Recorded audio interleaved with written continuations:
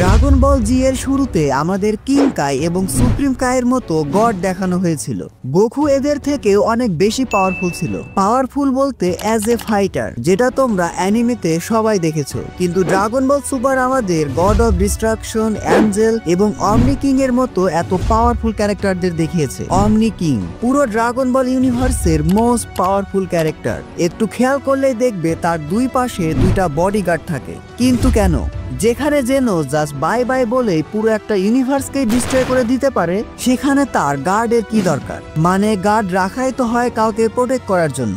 সত্যি বলতে অমনি কিং এর গার্ডের দরকার নেই, গার্ডদের অমনি কিং কে দরকার।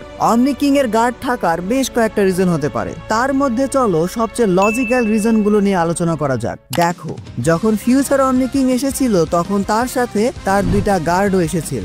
এই গার্ড দুটো সবসময় অমনি কিং এর সাথেই থাকে। যতক্ষণ না অমনি কিং নিজে তাদেরকে ডিস্ট্রয় করে দিচ্ছে ততক্ষণ পর্যন্ত এরা অমনি কিং এর সাথেই থাকবে। Now's a bad time. There's something I've got to take care of, but when it's done we can play, I swear. You dare defy the Omni King? You will go back or bye-bye. হ্যাঁ, অমনি king চাইলেই তাদেরকেও destroy করে দিতে পারে।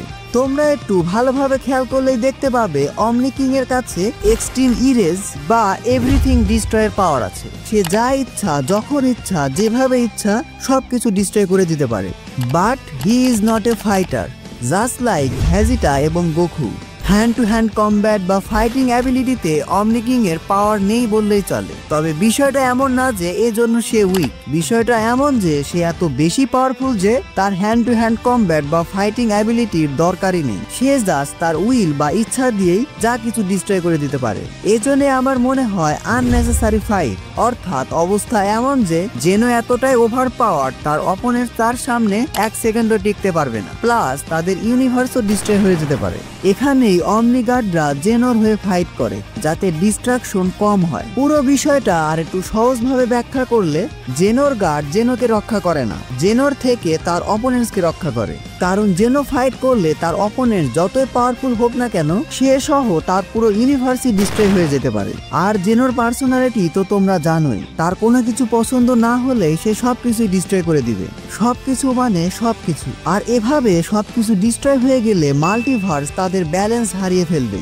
মূলত এসব থেকে জেনোকে রক্ষা করার জন্যই জেনোর গার্ডরা থাকে। অর্থাৎ জেনোর গার্ডরা সবসময় ইনশিওর করে যে জেনো যাতে কোনো সময়ই রেগে না যায়। একবার ভাবো, জেনো জাস্ট রেগে গেলেই মাল্টিভার্সের এই অবস্থা হবে। সেখানে জেনো যদি তার ফুল পোটেনশিয়াল এক্সপ্রেস করে তাহলে কি হবে?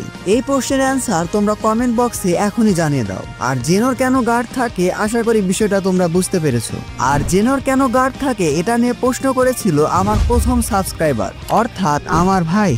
অর্থাৎ যখন আমার একদম 0 সাবস্ক্রাইবার ছিল, এমনকি চ্যানেলে কোনো রকম ভিডিও ছিল না, তখন সে চ্যানেলটি সাবস্ক্রাইব করেছিল। যাই হোক, আমি জাস্ট আমার মতামত জানালাম। তোমাদের কাছেও যদি নতুন কোনো থিওরি থাকে তাহলে সেটা জানাতে পারো। আজকে ভিডিওটি এ পর্যন্তই। ভিডিওটি ভালো লাগলে ভিডিওটিতে এখন একটি লাইক দিয়ে চ্যানেলটি সাবস্ক্রাইব করে ফেলো। Don't subscribe if you are not an anime fan. See you in next video.